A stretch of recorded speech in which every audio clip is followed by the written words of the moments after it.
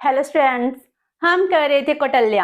Last session में हमने उसका जुडिशियल एडमिनिस्ट्रेशन किया एंड आज हम इस सेशन में कौटिल्य की फॉरेन पॉलिसी करेंगे, जिसमें उन्होंने 6 फोल्ड पॉलिसी है, इसको बहुत ही अच्छे से डिफाइन किया है। तो जो 6 फोल्ड पॉलिसी है इन इंटर स्टेट रिलेशन जिसको हम इंटरनेशनल रिलेशंस कहते हैं, फॉरेन कंट्रीज के साथ रिलेशंस कहते हैं। तो इंटर स्टेट रिलेशंस में फॉरेन पॉलिसी है, उसकी 6 वे हैं जिससे आप अपने देश के इंटरेस्ट हैं इसको प्रमोट कर सकते हैं। तो वो 6 वे कौन कौन से हैं जो बहुत ही इंपॉर्टेंट है 6 फोल्ड पॉलिसी। तो इसमें सबसे पहले आता है पीस, जिसको हम संधि कहते हैं। तो इसका मीनिंग है एग्रीमेंट विद प्लेज। तो कौटिल्य कहते हैं जब पीस एंड वॉर इनसे आपको इक्वल एडवांटेज होता हो तो आपको क्या कर लेनी चाहिए, पीस कर लेनी चाहिए, क्योंकि आपका जो वॉर करेंगे उससे आपकी आर्मी है, आपकी पावर है, आपकी वेल्थ है, इसका लॉस है वो खत्म किया जा सकता है। तो इस टाइम आपको संधि करनी चाहिए जब आपको वॉर से कुछ ज्यादा एडवांटेज ना हो। तो no state can afford continual war with others. तो अदर नेशन के साथ हम कंटिन्यू वॉर नहीं कर सकते हैं। अगर हमको लगता है अब हमको वॉर आगे कंटिन्यू भी नहीं करनी चाहिए तो भी संधि प्रेफर करनी चाहिए, जिससे आपके रिसोर्सेस हैं आप उसको सेव कर सकते हो। तो peace must be concluded according to the circumstances and in the interest of the state. जैसे आपको सही लगता है, जैसे आपकी उस टाइम की सर्कमस्टेंसेस डिमांड करती हैं, वैसे ही आपको उस टाइम डिसीजन लेना चाहिए। तो peace according to your circumstances. अगर आपको लगता है कि अगर मैं आगे वॉर कंटिन्यू करता हूं इससे मुझे कोई एडवांटेज नहीं होने वाला, तो इससे बेटर क्या है आप संधि कर लो, पीस को कंक्लूड कर लो। और उसके बाद सेकंड बताया है वॉर, जिसको ऑफेंसिव ऑपरेशन कहा जाता है। तो वॉर क्यों? क्योंकि वॉर करने से क्या होता है, जो अदर नेशंस हैं हम पर अटैक करते हैं, हमको भी अपने आप को प्रोटेक्ट करना होता है। एंड अगर कोई कंट्री आपकी इक्वल पावर है और वो आप पर हमेशा डोमिनेंस अपने आप को सुपीरियर बता रही है, तो इस सर्कमस्टेंसेस में आपको वॉर है वो करनी चाहिए। तो king should always be prepared to wage war. War को स्टार्ट करने में वो हमेशा ही प्रिपेयर होना चाहिए, because Kautilya believe that offensive was the best defence. अगर आप अपने आप को डिफेंस करना चाहते हो तो वॉर के लिए प्रिपेयर होना चाहिए। जैसे इंटरनेशनल रिलेशन में आज के टाइम में हमारे पास बहुत ज्यादा न्यूक्लियर वेपन्स हैं। अगर हमारी कंट्री के पास न्यूक्लियर वेपन है जे हमारे ऑफेंसिव मीनिंग हमको प्रोटेक्ट करती है, इसीलिए हमने इसको बनाया है ताकि नेबरिंग कंट्री, हमारी नेबरिंग कंट्री के पास भी न्यूक्लियर वेपन है, हमारे पास भी वेपन है, तो इस तरह हम अपने आप को सेव कर सकते हैं। तो इस तरह उन्होंने कहा है अगर आप वॉर के लिए प्रिपेयर नहीं होगे तो अदर नेशंस हैं वो आपको डिस्ट्रॉय कर देंगे। तो आपको वॉर के लिए हमेशा ही प्रिपेयर होना चाहिए। और किंग को वॉर कब करनी चाहिए? King should wage war only when king was financially sound, और फाइनेंशियली साउंड हो, and king should not given the opportunity to his enemy to attack. और इस टाइम किंग को क्या करना चाहिए, अपने एनिमी को कोई भी अपॉर्चुनिटी नहीं देनी चाहिए कि वो आप पर अटैक करे। अगर लगता है कि हमारी कंट्री के साथ वॉर हो सकती है तो किंग को फाइनेंशियली स्ट्रॉन्ग है, सर्कमस्टेंसेस के अकॉर्डिंग जब उसको सूट करे तभी अदर नेशन पर अटैक कर देना चाहिए, तभी वॉर स्टार्ट कर लेनी चाहिए। क्योंकि इंटरनेशनल रिलेशन में जो टेरिटरी के एक्सपेंशन है, अपने आप को प्रोटेक्ट करना है, इसके लिए वॉर बहुत ही ज्यादा जरूरी हो जाती है। उसके बाद थर्ड वन है न्यूट्रलिटी, जिसको हम इंडिफरेंस कहते हैं। अगर कोई कंट्री अपने आप को न्यूट्रल रखती है उसको हम न्यूट्रलिटी कहते हैं। आज के टाइम में स्विट्जरलैंड है इंटरनेशनल रिलेशन में न्यूट्रल कंट्री है। तो न्यूट्रलिटी का मीनिंग ये भी कहा गया है कि अगर हम दो कंट्रीज हैं, अगर इक्वली पावरफुल हैं, अगर अदर कंट्री से आपके साथ वॉर नहीं स्टार्ट करी तो आपको भी, अगर आपके रिसोर्सेज हैं, वो ये कहते हैं कि हमको वॉर नहीं करनी चाहिए। आपके सर्कमस्टेंसेस हैं वो क्या है, आपके लिए सुटेबल नहीं है, तो वॉर को अवॉइड करना चाहिए। तो इस टाइम आपको इनडिफरेंट रहना चाहिए, ना ही वॉर करनी चाहिए, ना ही पीस कंक्लूड करनी चाहिए। When neither the enemy nor king strong enough to destroy each other, meaning अगर एक मैं किंग हूं तो मेरा किंग और इसका जो एनिमी है, जी दोनों इतने स्ट्रॉन्ग नहीं है कि एक दूसरे को खत्म कर सके, इनके रिसोर्सेस हैं इनको खत्म कर सकते हैं।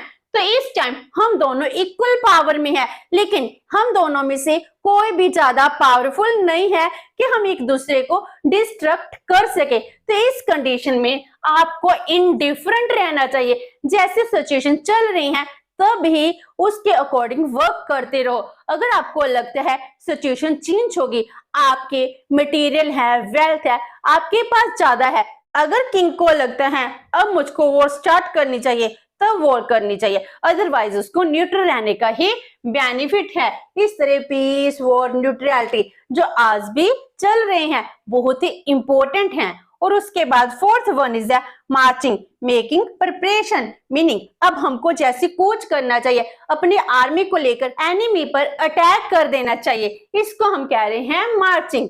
When it is possible to destroy his enemy, जब किंग सोचते हैं कि अब मैं इस कंडीशन में अपने एनिमी के जितना भी वर्क है, उसके रिसोर्सेस हैं, उसको डिस्ट्रॉय कर सकता हूं, तभी उसको मार्च करना चाहिए, अदरवाइज उसको पीस कंक्लूड कर लेनी चाहिए। Next is alliance. अलायंस का मीनिंग क्या है, किसी दूसरी कंट्री के साथ अपना ग्रुप बना लेना। जैसे इंटरनेशनल रिलेशंस में बाइपोलर सिस्टम था, जब सेकंड वर्ल्ड वॉर खत्म होती है उस टाइम अलायंस बन जाते हैं, यूएसए एंड यूएसए सार का अलायंस। उसी तरह आज के टाइम में जो हमारे ग्रुप हैं, जैसे हम नैम कंट्रीज कहते हैं, ब्रिक्स का, आसियान कंट्रीज का, यूरोपियन यूनियन का, ये सब क्या है, अलायंसेस हैं। तो seeking the protection of another country के रिसोर्सेज को हम यूज कर सके, उससे प्रोटेक्शन की डिमांड करना, ये भी क्या कहलाता है, अलायंस कहलाता है। When king not strong enough, king बहुत ज्यादा स्ट्रॉन्ग नहीं है, he should seek protection from a king of superior power, जो उससे भी सुपीरियर पावर का किंग है उससे प्रोटेक्शन ले लेनी चाहिए। अगर मुझे लगता है मेरा एनिमी है, मुझ पर अटैक कर सकते हैं, लेकिन मैं इतना स्ट्रॉन्ग नहीं हूं कि अपने आर्मी है, अपनी आर्मी के साथ, अपने वेल्थ के साथ, रिसोर्सेस के साथ अपने एनिमी को डिस्ट्रॉय कर सकता हूं, तो मुझे क्या करना चाहिए, मेरा कोई फ्रेंड है उसके साथ अलायंस कर लेना चाहिए, या फिर जो उसका दुश्मन का दुश्मन है, दुश्मन का दुश्मन मेरा क्या लगेगा, दोस्त लगेगा, हम दोनों को मिलकर अलायंस बना लेना चाहिए, हम दोनों को साथ मिलकर उस दुश्मन पर अटैक करना चाहिए। तो इस तरह हमसे सुपीरियर किंग है, जो हमसे ज्यादा पावरफुल है, उसके साथ अलायंस कर फिर हमको वॉर के लिए जाना चाहिए। नेक्स्ट इज डबल पॉलिसी, जो बहुत ही ज्यादा इंपॉर्टेंट है। डबल पॉलिसी का मीनिंग क्या है, making peace with the one, एक राजा के साथ आप पीस कर लो, and waging war with the another, और दूसरे राजा के साथ आप वॉर कर लो। मीनिंग एक टाइम में एक किंग के साथ आप पीस कर रहे हो और दूसरी साइड पर वॉर भी कर रहे हो, तो आपके सर्कमस्टेंसेस के अकॉर्डिंग आपको क्या सूटेबल कर रहा है, आपको पीस सूट कर रही है, जब वॉर सूट कर रही है। अगर कोई आपसे ज्यादा स्ट्रॉन्ग है तो उसके साथ आपको पीस कंक्लूड कर लेनी चाहिए, जो आपसे वीक है उसके साथ आपको वॉर करनी चाहिए, ताकि उनके रिसोर्सेस हैं वो भी आपको मिल सके। इस तरह कौटिल्य ने 6 फोल्ड पॉलिसी को डिफाइन किया है, जिससे इंटरनेशनल रिलेशंस हैं बहुत ही स्मूथ वर्क करते हैं। राजा के फॉरेन कंट्री के साथ रिलेशंस हैं जो टेरिटरी को एक्सपेंड करने के हैं, इनमें हर एक वे को डिफाइन किया गया है। तो जो कौटिल्य की फॉरेन पॉलिसी है बहुत ही ज्यादा इंपॉर्टेंट है, जिसमें ईच एंड एवरी एस्पेक्ट को डिफाइन किया गया है। एंड अब हम करते हैं 4 इंस्ट्रूमेंट्स ऑफ स्टेट पॉलिसी। अब जो स्टेट पॉलिसी है उसके 4 इंस्ट्रूमेंट्स क्या हैं। जब हम फॉरेन पॉलिसी अडॉप्ट करते हैं तो एनिमी से लड़ना है, उसके लिए अदर वे से भी आप अपने एनिमी को हरा सकते हो विदाउट वॉर। वो क्या है? साम दान दंड भेद। तो साम दाम दंड भेद इसको बहुत ही ज्यादा इंपॉर्टेंट बताया गया है। तो जिस स्टेट पॉलिसी के 4 इंस्ट्रूमेंट हैं एनिमी के साथ भी और आपके इंटरनल मैटर में भी इनको यूज करना चाहिए। साम का मीनिंग क्या है? कॉन्सिलेशन। कॉन्सिलेशन मीन कि शांति बनाने विद द स्ट्रॉन्गर किंग। अगर कोई आपसे ज्यादा स्ट्रॉन्गर किंग है उसके साथ आपको संधि कर लेनी चाहिए। Conciliation with the stronger king. तो इससे क्या होगा? वो आप पर अटैक नहीं करेगा, आपके जो रिसोर्सेस हैं वो खराब नहीं होंगे। Because it would be impossible to defeat him. क्योंकि हम स्ट्रॉन्गर किंग हैं, इसको डिफीट नहीं कर सकते हैं। तो इसके लिए सबसे बेटर ऑप्शन क्या होता है? साम का, संधि का, पीस का, कॉन्सिलेशन का। और उसके बाद दान। दान का मीनिंग क्या है? कंसेशन और गिफ्ट्स। तो इसमें क्या है? हमको गिफ्ट देनी है। तो गिफ्ट किसको देनी है? अगर स्ट्रॉन्गर किंग है वो हमसे कॉन्सिलेशन नहीं कर रहा है तो हमको उसको खुश रखना है। खुश रखने के लिए क्या कर सकते हैं?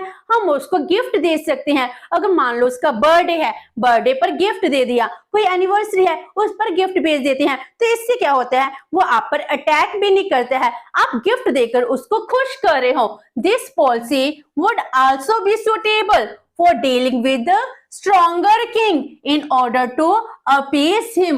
उसको खुश करने के लिए उसको गिफ्ट दिए जा सकते हैं क्योंकि आपके पास इतने रिसोर्सेस नहीं है कि आप उसके साथ वॉर कर सको, इसीलिए गिफ्ट देकर ही उसको खुश किया जा सकता है। उसके बाद थर्ड आता है दंड, जिसको कहते हैं यूज ऑफ द फोर्स। तो जे किंग कब यूज कर सकता है? Dealing with the weaker king to extract concessions from him. ताकि जो आपका वीकर एनिमी है वो आपको गिफ्ट दे। आपको भी वेल्थ की जरूरत है, मटेरियल की जरूरत है।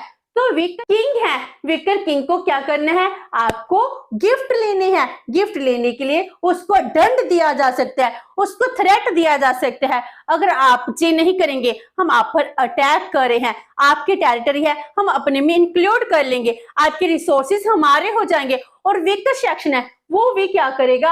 आपको गिफ्ट देने की कोशिश करेगा। इस तरह वीकर किंग से हम गिफ्ट ले सकते हैं, उसके लिए दंड यूज किया जा सकता है।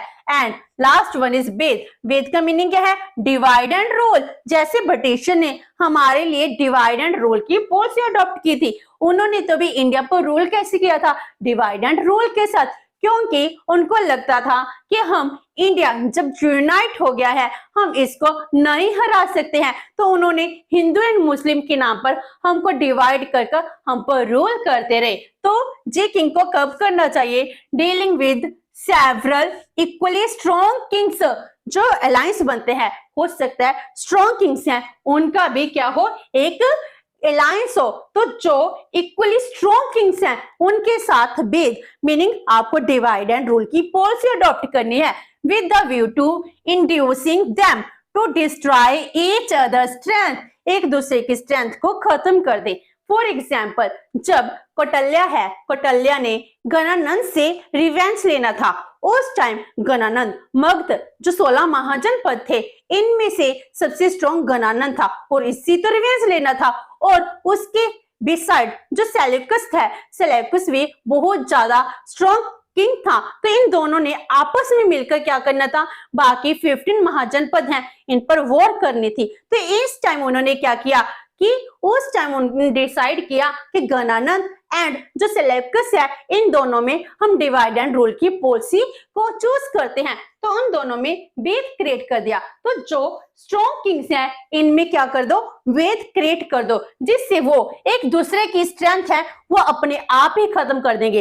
सेल्यूकस ने गणानंद की स्ट्रेंथ को खत्म कर दिया और गणानंद ने सेल्यूकस की स्ट्रेंथ को खत्म कर दिया, जिससे चाणक्य है, चाणक्य अपनी वोव को पूरा कर पाए, अपनी रिवेंज ले पाए और चंद्रगुप्त मौर्य को सिंहासन पर बैठा पाए। इस तरह क्या है? उन्होंने स्टेट पॉलिसी के 4 इंस्ट्रूमेंट बताए हैं, साम दान दंड भेद। और उसके बाद आती है डिप्लोमेसी एंड स्पाइस, जिसको हम एस्पिनेस कहते हैं। डिप्लोमेसी तो उस टाइम भी बहुत ज्यादा स्ट्रॉन्ग थी, आज की डिप्लोमेसी से भी बहुत ज्यादा स्ट्रॉन्ग डिप्लोमेसी कौटिल्य ने डिफाइन की है। जो डिप्लोमेसी हम बात करते हैं वो कहीं ना कहीं कौटिल्य से एपिक से ही ली गई है। तो जो एम्बेसडर है उसका बहुत ही इंपॉर्टेंट रोल कौटिल्य ने डिफाइन किया है। उसके लिए कहा गया है he is the mouthpiece of the king, he observe the principles of treaty, carry message. तो जो डिप्लोमेट है वो सब कुछ करता है, वो जो किंग कहता है उसका माउथ पीस होता है। ट्रीटी है, ट्रीटी के प्रिंसिपल्स को ऑब्जर्व करता है कि हमको कैसी ट्रीटी करनी चाहिए। तो इसके बिसाइड वो ये भी देखते हैं कि इसके रिसोर्सेस कैसे हैं, किंग को क्या करना चाहिए, कौन सी 6 फोल्ड पॉलिसीज में अडॉप्ट करनी चाहिए, पीस करनी चाहिए या वॉर करनी चाहिए या अलायंस करना चाहिए, न्यूट्रल रहना चाहिए। तो ये सब कुछ कौन डिफाइन करता है, ये डिप्लोमेट एम्बेसडर का ही काम बताया है। तो डिप्लोमेट्स हैं वो अपनी नॉलेज कहां से गैदर करते हैं, थ्रू स्पाइस, मीनिंग अब डिप्लोमेट है अदर कंट्रीज में गए हुए हैं, आगे उसके जासूस भी उस डिप्लोमेसी में उसके साथ इक्वल रोल प्ले करे हैं। तो स्पाई सिस्टम में बहुत ज्यादा वेल डिफाइंड था जिससे वो अपनी इंफॉर्मेशन गैदर करता था। And spies try to grasp the intentions of their friends and enemies. जो स्पाई हैं, स्पाई फॉरेन कंट्रीज में जाते हैं, उसके फ्रेंड के नेशंस हैं उसमें भी रहते हैं, जो एनिमी है उन नेशंस में होते हैं और उनसे देखते हैं कि वो क्या इंटेंशन रखते हैं रिगार्डिंग अवर किंगडम। तो इस तरह स्पाई का बहुत ही इंपॉर्टेंट रोल है। And last one is ethics free politics. जो कौटिल्य ने पॉलिटिक्स डिफाइन की है वो एथिक फ्री पॉलिटिक्स डिफाइन करते हैं। वो कहते हैं जब भी हम पॉलिटिक्स करते हैं इसमें एथिक्स का कोई रोल नहीं है, क्योंकि अगर मुझको अपने स्टेट को प्रिजर्व करना है, मेरा पर्पस स्टेट का वेलफेयर है, अगर इसके लिए मुझे कोई भी मीन यूज करना पड़े मैं पॉलिटिक्स में कर सकती हूँ। तो spreading falsehood, using religion in service of espionage, etc. are the part of the games of politics. देखिए पॉलिटिक्स गेम है, अगर आप कुछ भी झूठ फैला रहे हो नेबरिंग कंट्री में जाकर, आपके एनिमी कंट्री में, और स्पाई रिलीजन का सहारा लेकर आपके स्पाई कर रहे हैं, आपके जासूसी कर रहे हैं, तो इसमें वो कुछ भी गलत नहीं कहते हैं। He didn't account the humanitarian rules of warfare. War में भी अगर आपको ह्यूमैनिटेरियन रूल्स हैं, जैसे पहले सब डिफाइन करते थे, मान लो आपके दुश्मन के पास, एनिमी के पास कोई भी वेपन नहीं है, आप उस पर अटैक नहीं करोगे, कहते पॉलिटिक्स में इसका कोई रोल ही नहीं है। अगर आपने अपने किंगडम को बचाना है आप कोई भी मीन यूज कर सकते हो, इसमें फेयर एंड फाउल सभी मीन यूज किए जा सकते हैं। No place of moral consideration, moral consideration है ये तो मैटर ही नहीं करता है। अगर आपको अपने दुश्मन को पॉइजन देनी पड़े वो भी दे सकते हो। तो इस तरह कौटिल्य है एथिक फ्री पॉलिटिक्स को डिफाइन करते हैं। जैसे मैकियावेली है, मैकियावेली के साथ भी यही कहा जाता है कि वो रियलिस्टिक थे, वो भी एथिक फ्री पॉलिटिक्स को प्रेफर करते थे। कौटिल्य ने 16th सेंचुरी में अपने व्यू दिए हैं, लेकिन जो कौटिल्य है, कौटिल्य के भी व्यूज 3rd सेंचुरी बीसी के हैं। तो इन्होंने कितने साल पहले ही ये डिफाइन कर दिया था कि पॉलिटिक्स में एथिक्स का कोई भी रोल नहीं है। इस तरह जो कौटिल्य की फॉरेन पॉलिसी है बहुत ही इंपॉर्टेंट है, जिसमें हर एक एस्पेक्ट को डिफाइन किया गया है। तो आज हमने इस सेशन में इसकी बेसिक फॉरेन पॉलिसी की है। नेक्स्ट सेशन में कौटिल्य ने जो मंडल थ्योरी डिफाइन की है हम वो करेंगे। होप सो कि आपको ये सेशन अच्छा लगा होगा। अगर आपकी कोई क्वेरी है तो post comment box and video अच्छी लगी तो please like and share with your friend. Thank you so much and have a nice